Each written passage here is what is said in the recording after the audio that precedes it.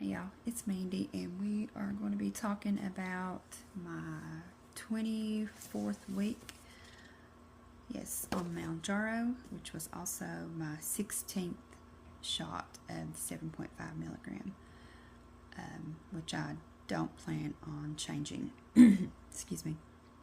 At least I don't plan to titrate up. I'll say that. Maybe going back down to 5 milligram for maintenance, but we'll see. That time will tell.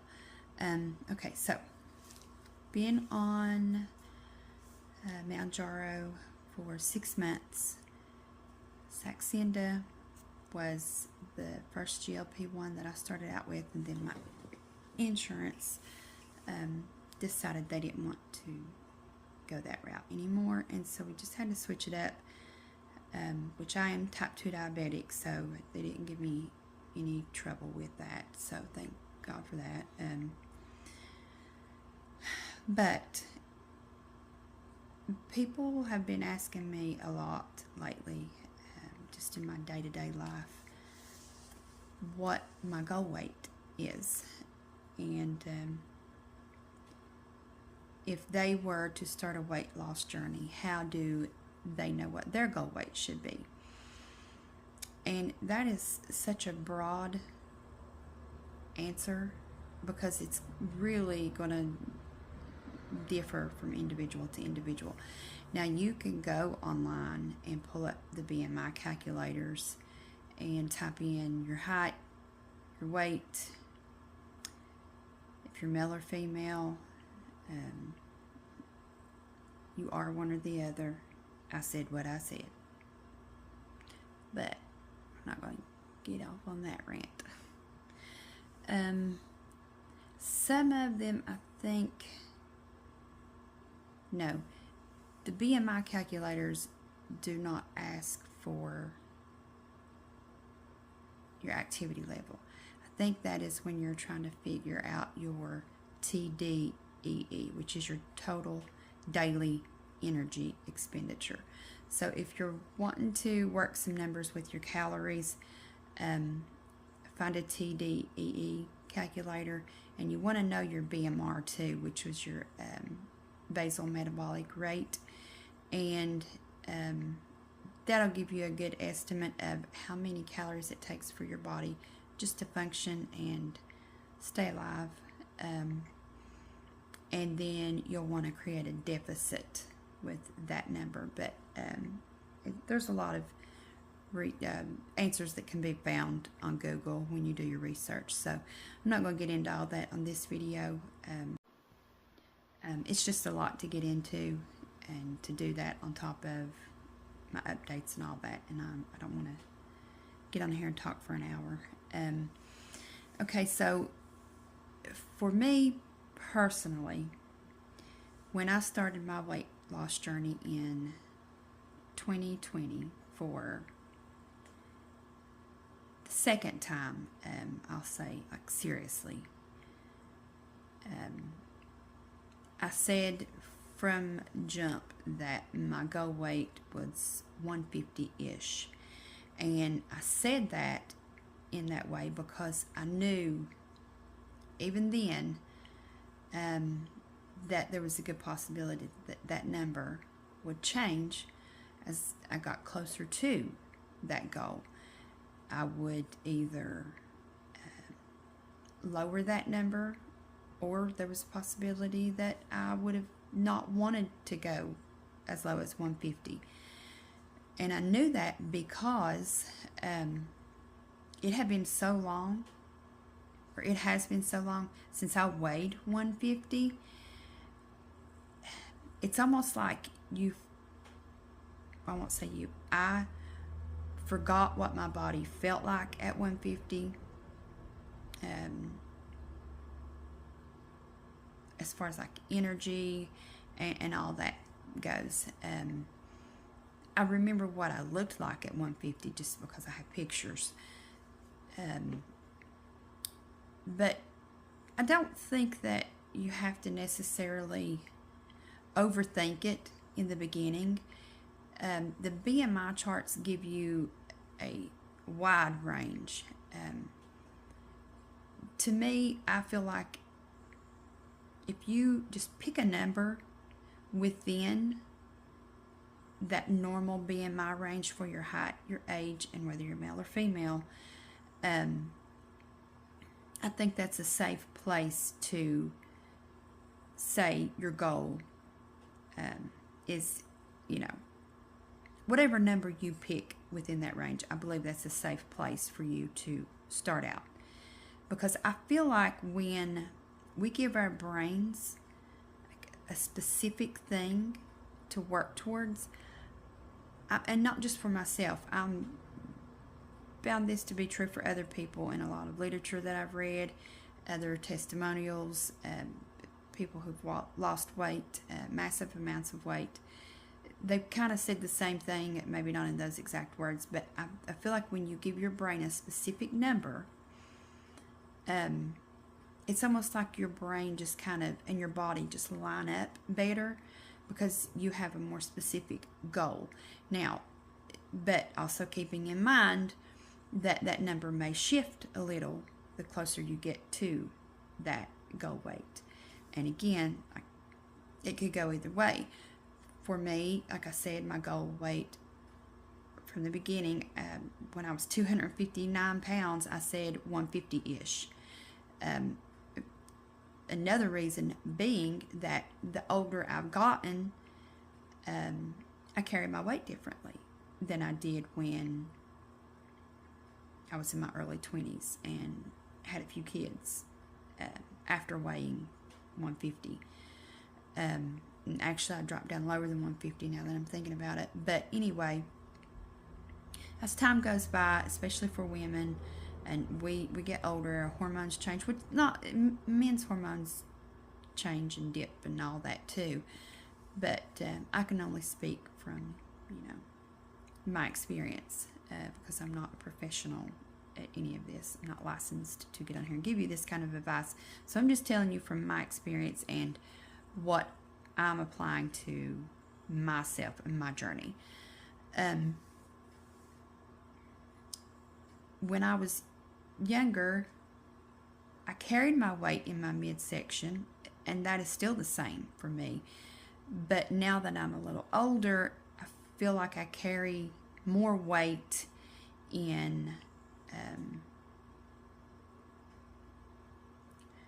my arms and like my upper back. I lost my words there. And that was not an issue for me before. It was just my belly was the issue. So that's changed and shifted a little. But, I mean, I'm able to lose the weight in my arms easier than the belly and the back and all that jazz. But still, as I've gotten older, it's just something that I've noticed. So that will play a factor into, whether you'll want to shift your number or not. If you're seeing like certain spots on your body, certain places on your body that you're like, okay, well, I might need or want to shed some more weight, in that specific area. Your body is going to shed fat. It's kind of uniform. Well, no, not uniformly. That's the wrong word because no, I've lost weight in my arms, legs, face. Chest is almost non-existent at this point. But this midsection issue that I've always had, it's always the last thing to come off. So keeping that in mind, as I got closer to that 150 mark, I knew that I would just kind of do like a reevaluation, see not only, what I was feeling like, but what I was feeling about what I was looking like.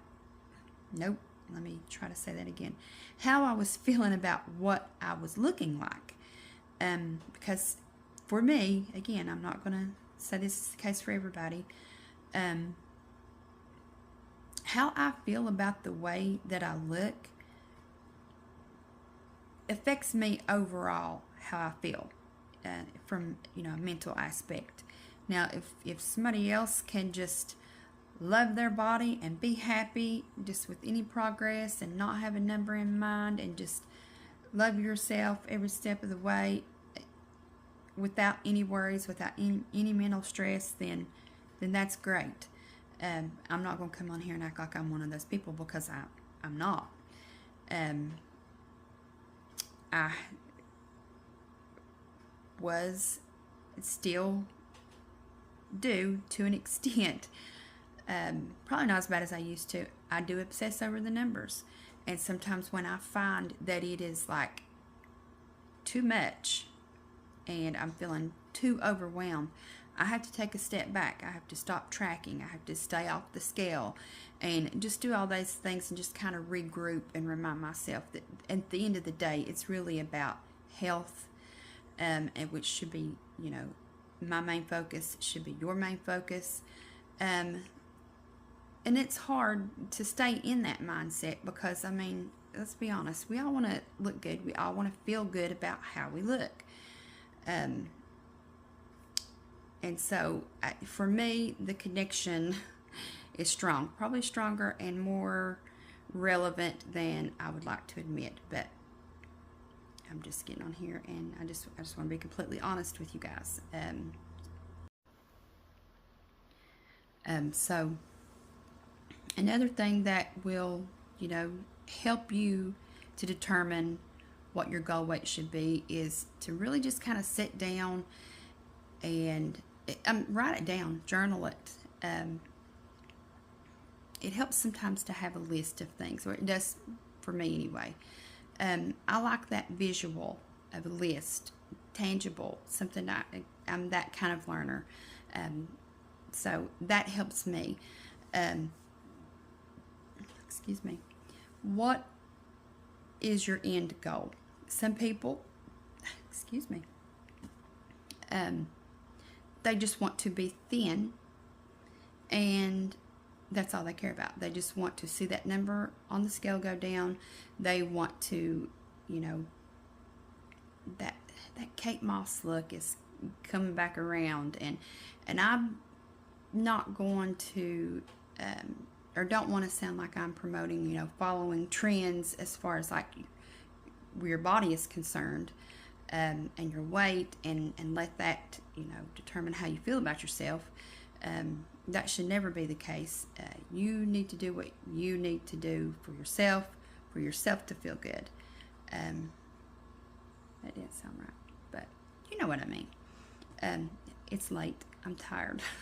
So I'm trying to, you can see it on my face, I'm probably tired. We've gone to Tennessee all weekend and haven't felt the best for some reason. But if that's your end goal, then your number's probably going to be lower than somebody whose end goal is to shed fat but build lean muscle mass.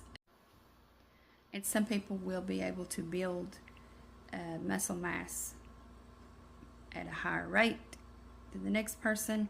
And there's just a lot of factors that go into it, because when you're talking about weight, that's going to include any lean muscle mass that you have or that you plan on having, and all of that, because weight is what you see on the scale. Now, as far as just, if you're just after the pure aesthetics of having that toned, athletic look, the six-pack and all of that, my plan is to get to a place that I just feel good all around, that I feel like, okay, I've done what I need to do to shed the fat. I feel good as far as my energy. I can sit at this weight or stay at this weight without a lot of effort. I don't want to say no effort, because you always have to put some effort in. But a weight that my body don't necessarily fight to stay at. that is, in a healthy range. And I say that because my body fought to stay at 170 to 180, but that was not a healthy range for me. So within that healthy range on the BMI, don't beat yourself up if it's like at the top end, because at the end of the day, you just, is it worth not living your life, I guess is what I'm trying to say. Find that place, find that number. Again, have a range, pick a number, but be open to letting that number shift just a little bit one way or the other. Because sometimes staying at that lower weight, the trade-offs for that long run are not often worth it. Like, are you always going to have to say no to family outings because of, your diet plan, or you're not going to be able to have cocktails with your girlfriends, one evening if that's something that you love doing, because of, you're worried about the scale shifting 3 pounds. And now I'm talking about maintenance, because again, that would be, your goal weight. But while you are getting there, while you are working towards getting to that goal, you're probably going to have to say no to some stuff. For my family get-togethers, there's usually like a lot of potato salad, macaroni salad, any side you can imagine that is considered like a southern food. It's probably at our get-togethers. Now, that's not to say that I think that, any food is off limits, but if you tend to overeat at these things because it's a special occasion, maybe be prepared and take your own food. And if somebody looks at you sideways or looks at you funny, just, if you're going to attend the event, just learn to not let that bother you. Just tell them, hey, this is going to help me reach my goals. This is what I'm having to do for now, but maybe next summer at the family reunion, I'll be able to eat, and it not have such an impact on my goals once I'm in maintenance. So just things like that. But let me get my glasses. Okay, so basically what I'm trying to say is, if that goal weight and being as lean as you can possibly get and trying to stay there, if that is more mentally taxing on you, just maybe really sit down with yourself and ask yourself if it's worth the trade-off. Is it really worth it? Is it really worth feeling like you are not living your life to its fullest? And again, I'm talking about maintenance. So if you're still working towards that goal weight, I'm not saying that you shouldn't enjoy food, that you shouldn't enjoy life, but just keep it at a, less frequent, occurrences. Okay, so my range for my weight and height, I'm 48 years old, and I'm 5'4". So my range, according to the BMI chart, is, my glasses didn't help, is 107.8 to 145.6.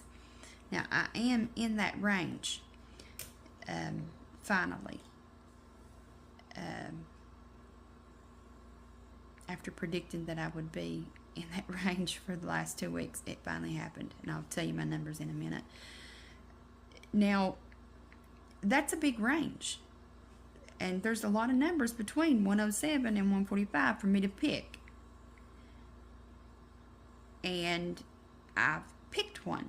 I have picked a different number because, again, once I got to that 150, I just kind of looked at my body and I knew, well, no, there's still some fat there that I need to shed and lean out a little more.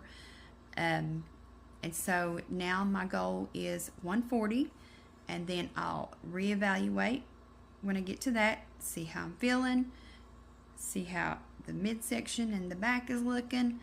And if I need to readjust, I will do it again. And now I know that I'm sounding, or that it's sounding like I keep chasing a lower number on the scale, and that's not it, because I actually have, and this is probably going to sound weird, but if you get obsessive with things, then you'll know what I'm saying and where I'm coming from.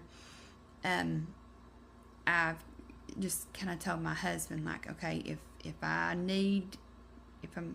taking it too far and you notice it, and I'm more focused on something that maybe, you know, that I've gone as far as I can with, like as far as like the back fat, the roll of back fat, I tend to overemphasize or be hyper focused on that area.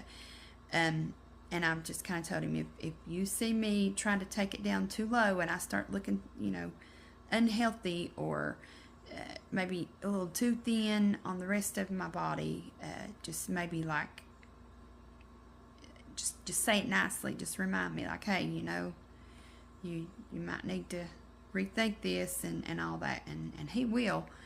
I think he's actually looking forward to it, to be honest, because it's like I gave him permission to tell me what to do.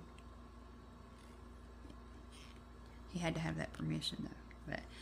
But now 107, I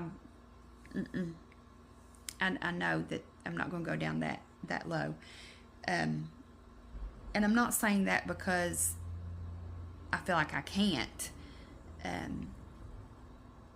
I just know that that's too low of a body weight for me and my goals. My goal is to have visible muscle tone,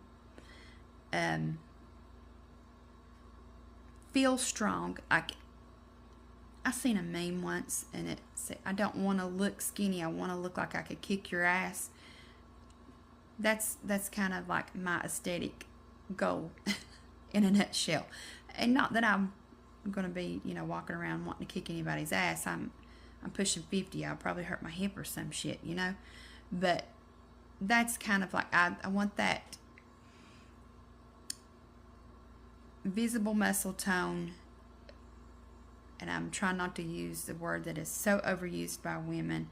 I don't want, you know, to bulk up like I am going to compete in a weightlifting a show, bikini contest show. You know what I'm talking about. I don't want to get that muscular. I just want to feel like, you know, I can take care of myself, that I look like I could handle myself, that kind of look.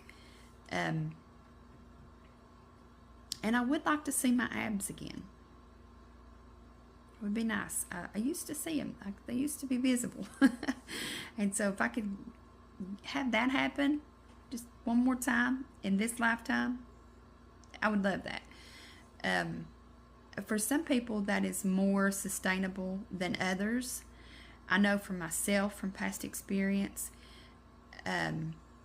it's a lot of work. For the majority of people, it is a lot of work to have visible abs consistently year-round. And since my midsection is where I tend to store fat the quickest and the most, I don't see that changing. But again, I'm older now, and I store weight different places and differently, and I did have a tummy tuck, so I might have that on my side this time around. We'll see. But once again, I just think that having your end goals in mind, and then looking at that range and being open to changing And shifting that number is really like the main things for you to just sit down and kind of choose your weight. Okay, so let's get on to the numbers.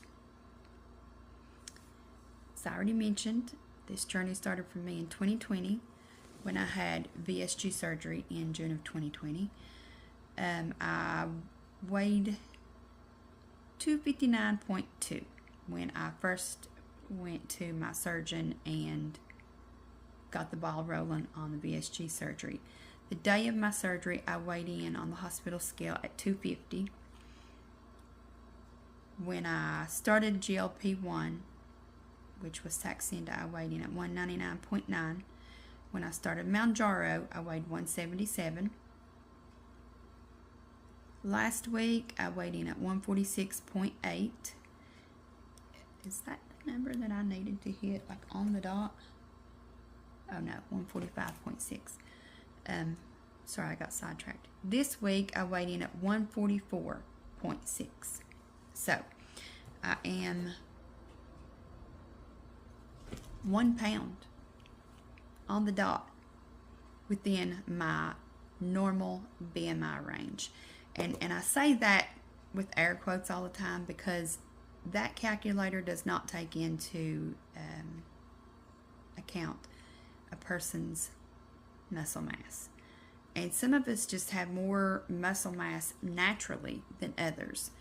And I think that's why they make that range so large, is, you know, for us to kind of self-evaluate and choose our number within that range. That's just my thinking on it anyway.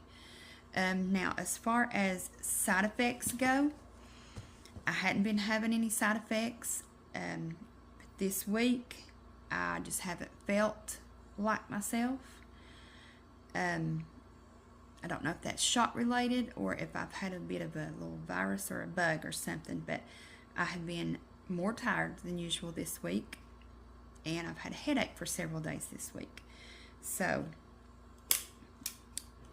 I'm not sure if that's shot related or not, because those are the side effects that I did generally have with the shots each week. And constipation, well, I still have that, and I think I will for a long time, just because that's something that GLP1 does to your body. It slows down your digestion.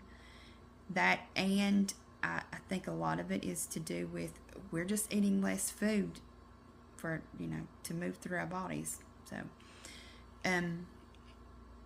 now let me give you my total numbers. Let me situate myself on the couch here. Okay, so with the weights that I just gave you and my current weight, that means that I have lost, since last week, I'm down 2.2 pounds. Since starting Mounjaro, I'm down 32.4 pounds. Since starting a GLP1, I'm down 55.3. Since the day of surgery, I'm down 105.4. And my total weight loss since June of 2020 is 115.2 pounds. And I think that's great. I think it's amazing. And now that I am getting down to a weight that, I'm trying to work with the poor lighting in my house.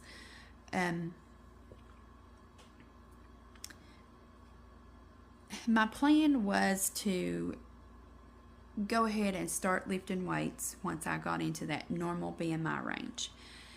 And that still is my plan. But in the past, when I was lifting and losing weight, I got frustrated because I wasn't seeing the visual aspects of being lean first and seeing the muscle quicker. Now the process overall, I do feel like that takes longer if you're going to lean out and then start adding muscle. But for me, it really messed with my head when I lost fat and build muscle at the same time. A lot of people say it's not possible. It is very possible. It's a little trickier to do. Your numbers, your macros, everything has to be on point for that to go smoothly. Now, you could be out of whack a little on your macros and it could still work. It's just going to take you longer. But I got frustrated over the scale. I admit I did. And, well, not just the scale. I got frustrated because I wasn't shedding fat as quickly as I wanted to. So my numbers, my macros were not. Here I'm telling you, your macros have to be on point. I didn't say mine were. But I just got frustrated with the process, and I thought, I don't want that to happen again, so let me try a different approach. And this is the approach that I'm trying. I want to lean out, shed the fat, and then focus on muscle.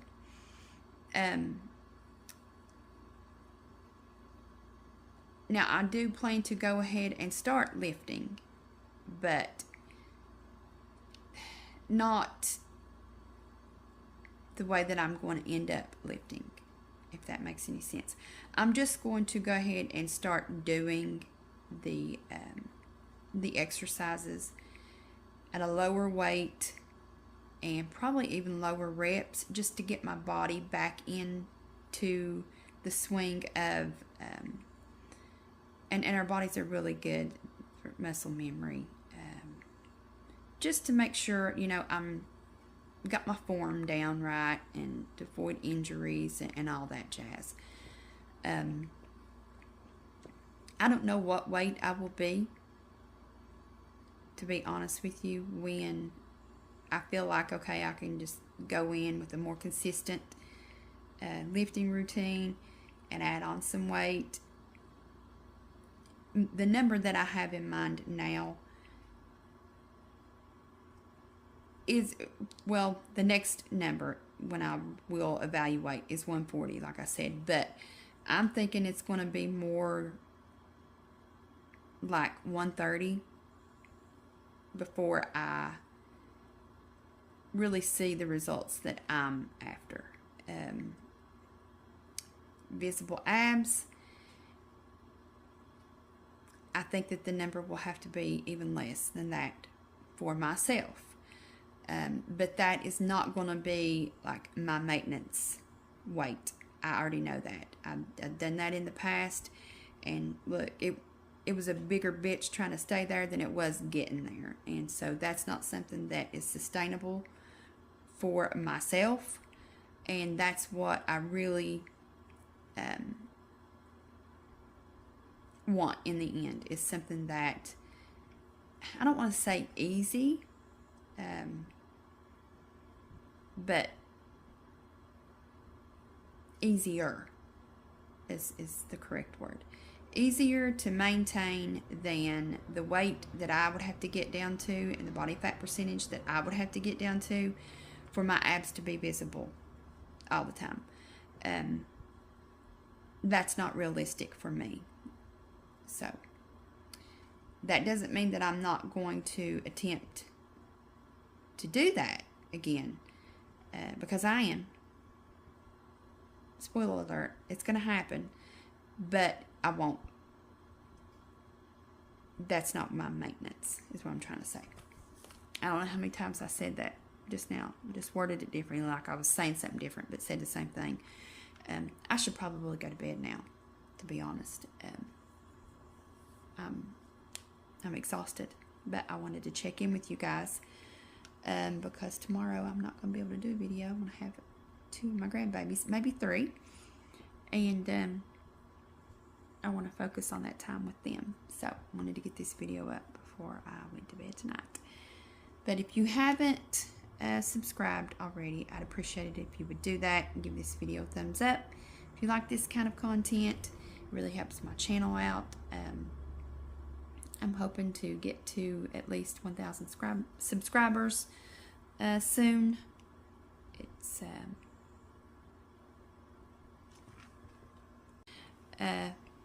but yeah, if you click that subscribe button and give me a thumbs up, help a girl out, I'd appreciate it. But I hope everybody's doing good, and I am going to check back in with you guys. Well, it won't be tomorrow because, like I said, I'm babysitting. But I wanted to update you guys on the melanotan, the crepey race, and another firming lotion that I tried until empty. So I'm going to be working on that this week too, so stay tuned for that. If loose skin, crepey skin during your weight loss is an issue, I'll share with you some things that I've seen an improvement with, and some things that I wouldn't recommend you waste your money on. So I will see you guys in a few days. I'll talk with you guys in a few days.